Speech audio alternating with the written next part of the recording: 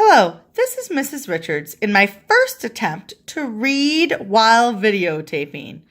Here is Rick Riordan presenting Percy Jackson's Greek Gods. I'm going to read about the creation, otherwise known as the beginning and stuff. In the beginning, I wasn't there. I don't think the ancient Greeks were either. Nobody had a pen and paper to take notes, so I can't vouch for what follows, but I can tell you it's what the Greeks thought happened.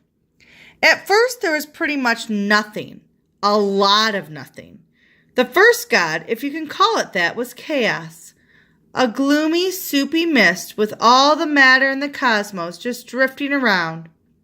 Here's a fact for you. Chaos literally means the gap. And we're not talking about the clothing store. Eventually, chaos got less chaotic. Maybe it got bored with being all gloomy and misty. Some of its matter collected and solidified into the earth, which unfortunately developed a living personality. She called herself Gaia, the Earth Mother. Now, Gaia was the actual earth. The rocks, the hills, the valleys, the whole enchilada. But she could also take on human-like form. She liked to walk across the earth, which was basically walking across herself, in the shape of a matronly woman with a flowing green dress, curly black hair, and a serene smile on her face. The smile hid a nasty disposition. You'll see that soon enough. After a long time alone, Gaia looked up into the misty nothing above the earth and said to herself, "You know what would be good? A sky. I could really go for a sky. And it would be nice if it was also handsome. And it would be nice if he was also a handsome man I could fall in love with, because I'm kind of lonely down here with just these rocks." Either Chaos heard her and cooperated, or Gaia simply willed it to happen. Above the earth, the sky formed, a protective dome that was blue in the daytime and black at night. The sky named himself Ouranos, and yeah, that's another spelling for Uranus. There's pretty much no way you can pronounce that name without people snickering. It just sounds wrong. Why didn't he choose a better name for himself, like Deathbringer or Jose? I don't know. But it might explain why Ouranos was so cranky all the time. Like Gaia, Ouranos could take human shape and visit the earth, which was good, because the sky is way up there, and long-distance relationships never work out. In physical form, he looked like a tall, buff guy with longish, dark hair. He wore only a loincloth, and his skin changed color, sometimes blue with cloudy patterns across his muscles, sometimes dark with glimmering stars. Hey, Gaia dreamed him up to look like that. Don't blame me. Sometimes you'll see pictures of him holding a zodiac wheel, representing all the constellations that pass through the sky and over for eternity. Anyway, Ouranos and Gaia got married. Happily ever after? Not exactly. Part of the problem was that Chaos got a little creation happy. It thought to its misty, gloomy self, "Hey, earth and sky, that was fun. I wonder what else I can make." Soon it created all sorts of other problems, and by that I mean gods. Water collected out of the mist of chaos, pooled in the deepest parts of the earth, and formed the first seas, which naturally developed a consciousness, the god Pontus. Then Chaos really went nuts and thought, "I know, how about a dome like the sky, but at the bottom of the earth? That would be awesome." So another dome came into being beneath the earth, but it was dark and murky, and generally not very nice, since it was always hidden from the light of the sky. This was Tartarus, the pit of evil, and as you can guess from the name, when he developed a godly personality, He didn't win any popularity contests. The problem was, both Pontus and Tartarus liked Gaia, which put some pressure on her relationship with Ouranos. A bunch of other primordial gods popped up, but if I tried to name them all, we'd be here for weeks. Chaos and Tartarus had a kid together. Don't ask how, I don't know. Called Nyx, who was the embodiment of night. Then Nyx, somehow all by herself, had a daughter named Hemera, who was the day. Those two never got along because they were as different as, well, you know.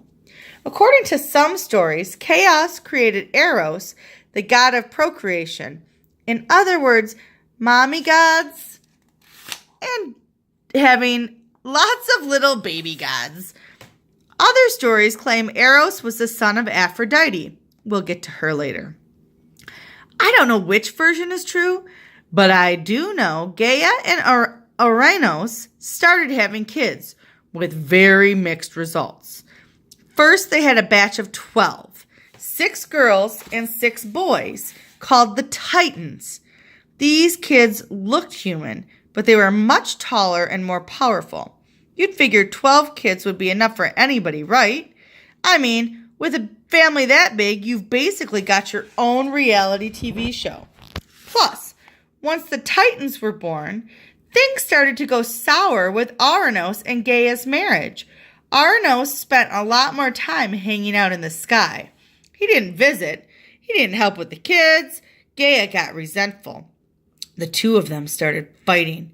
As the kids grew older, Ouranos would yell at them and basically act like a horrible dad. A few times, Gaia and Ouranos tried to patch things up. Gaia decided maybe if they had another set of kids, it would bring them closer. I know, right? Bad idea. She gave birth to triplets. The problem? These new kids defined the word ugly. They were as big and strong as Titans, except hulking and brutish and in desperate need of a body wax. First of all, each kid had a single eye in the middle of his forehead. Talk about a face only a mother could love. Well, Gaia loved these guys. She named them the Elder Cyclopses, and eventually they would spawn a whole race of other lesser Cyclopes. But that was much later. When Ouranos saw the Cyclops triplets, he freaked. These cannot be my kids. They don't even look like me. They are your children, dear. You deadbeat. Not dear. They are your children, you deadbeat, Gaia screamed back. Don't you dare leave me to raise them on my own. Don't worry, I won't, Ouranos growled. He stormed off and came back with thick chains made from the night's purest darkness. He bound up the Cyclopses and tossed them into Tartarus, which was the only part of creation where Ouranos wouldn't have to look at them. Harsh, right? Gaia screamed and wailed, but Ouranos refused to release the Cyclopses. No one else dared to oppose his orders, because by this time, he was getting a reputation as a pretty scary dude. I am king of the universe, he bellowed. How could I not be? I'm literally above everything else. I hate you, Gaia wailed. Bah! You will do as I say. I'm the first and best of the primordial gods. I was before you, Gaia protested. You wouldn't even be here if I didn't. Don't test me, he snarled. I've got plenty more chains of darkness. As you can guess, Gaia threw a total earthquake fit, but she didn't see what else she could do. Her first kids, the Titans, were almost adults now. They felt bad for Mom. They didn't like their dad much either. Gaia was always bad-mouthing him, with good reason. But the Titans were scared of Ouranos and felt helpless to stop him. I have to keep it together for the kids, Gaia thought. Maybe I should give it one more try with Ouranos. She arranged a nice romantic evening. Candles, roses, soft music. They must have rekindled some of the old magic. A few months later, Gaia gave birth to one more set of triplets, as if she needed more proof that her marriage to Ouranos was dead. The new kids were even more monstrous than the Cyclopses. Each one had 100 arms all around his chest like a sea urchin's spines, and 50 teeny tiny heads clustered on his shoulders. It didn't matter to Gaia. She loved their little faces, all 150 of them. She called the triplets the 100-handed ones. She'd barely had time to give them names, though, when Ouranos marched over, took one look at them, and snatched them from Gaia's arms. Without a word, he wrapped them in chains and tossed them into Tartarus like bags of recycling. Clearly, the Sky Dude had issues.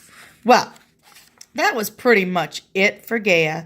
She wailed and moaned and caused so many earthquakes that her Titan kids came running to see what was wrong. Your father is a complete blank. I don't know what she called him, but I have a feeling that's when the first cuss words were invented. She explained what had happened. Then she raised her arms and caused the ground to rumble beneath her. She summoned the hardest substance she could find from her earthly domain, shaped it with her anger, and created the first weapon ever made. A curved iron blade about 3 feet long. She fixed it to a wooden handle made from a nearby tree branch, then showed her invention to the Titans. "Behold, my children," she said, "the instrument of my revenge. I will call it a scythe." The Titans muttered amongst themselves. "What is it for? Why is it curved? How do you spell scythe?" "One of you needs to step up," Gaia cried. "Ouranos isn't worthy to be king of the cosmos. One of you will kill him and take his place." The Titans looked pretty uncomfortable. "So, explain this whole killing thing," said Oceanus. He was the oldest Titan boy, but he mostly hung out in the far reaches of the sea with the primordial water god, whom he called Uncle Pontus. "What does it mean to kill?"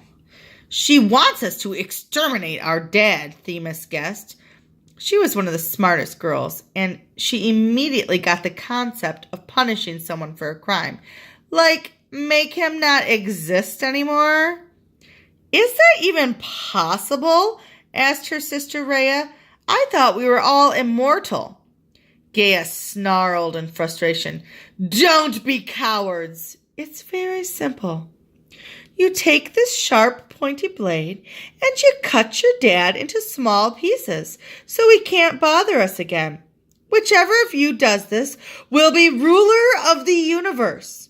Also, I will make you those cookies you used to like with the sprinkles." Now, in modern times, we have a word for this sort of behavior. We call it psycho. Back then, the rules of behavior were a lot looser. Maybe you'll feel better about your own relatives, knowing that the first family in creation was also the first dysfunctional family. The Titans started mumbling and pointing to each other like, "Hey, you'd be good at killing Dad." No, I think you should do it." "I'd love to kill Dad, honestly, but I've got this thing I have to do." "I'll do it," said a voice from the back. The youngest of the 12 shouldered his way forward. Kronos was smaller than his brothers and sisters. He wasn't the smartest or the strongest or the fastest, but he was the most power-hungry. I suppose when you're the youngest of 12 kids, you're always looking for ways to stand out and get noticed. The youngest Titan loved the idea of taking over the world, especially if it meant being the boss of all of his siblings. The offer of cookies with sprinkles didn't hurt either. Kronos stood about 9 feet tall, which was runty for a Titan. He didn't look as dangerous as some of his brothers, but the kid was crafty. He'd already gotten the nickname the crooked one among his siblings, because he would fight dirty in their wrestling matches and was never where you expected him to be. He had his mother's smile and dark curly hair. He had his father's cruelty. When he looked at you, you could never tell if he was about to punch you or tell you a joke. His beard was kind of unnerving, too. He was young for a beard, but he'd already started growing his whiskers into a single spike that jutted from his chin like the beak of a raven. When Kronos saw the scythe, his eyes gleamed. He wanted that iron blade. Alone among his siblings, he understood how much damage it could cause. And as for killing his dad, why not? Ouranos barely noticed him. Neither did Gaia, for that matter. His parents probably didn't even know his name. Kronos hated being ignored. He was tired of being the smallest and wearing all those stupid Titan hand-me-downs. "I'll do it," he repeated. "I'll chop up Dad." "My favorite son," Gaia cried. "You are awesome. I knew I could count on you. Which one are you again?" "Kronos?" He managed to keep his smile. Hey, for a scythe, cookies, and a chance to commit murder, Kronos could hide his true feelings. "I would be honored to kill for you, Mother. But we'll have to do it my way. First, I want you to trick Ouranos into visiting you. Tell him you're sorry. Tell him it's all your fault, and you're going to cook him a fancy dinner to apologize. Just get him here tonight and act like you still love him." "Ugh!" Gaia gagged. "Are you crazy?" "Just pretend," Kronos insisted. "Once he's in human form and sitting next to you, I'll jump out and attack him. But I'll need some help." He turned to his siblings, who were all suddenly very interested in their own feat. "Look, guys," said Kronos, "if this goes bad, Ouranos is going to take revenge on all of us. We can't have any mistakes. I'll need 4 of you to hold him down and make sure he doesn't escape back into the sky before I finish killing him." The others were silent. They were probably trying to picture their shrimpy little brother Kronos taking on their huge, violent dad, and they weren't liking the odds. "Oh, come on," Kronos chided. "I'll do the actual slicing and dicing. 4 of you just need to hold him. When I'm king, I'll reward those 4.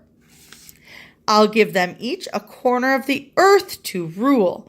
North, south, east, and west. One-time offer. Who's with me?"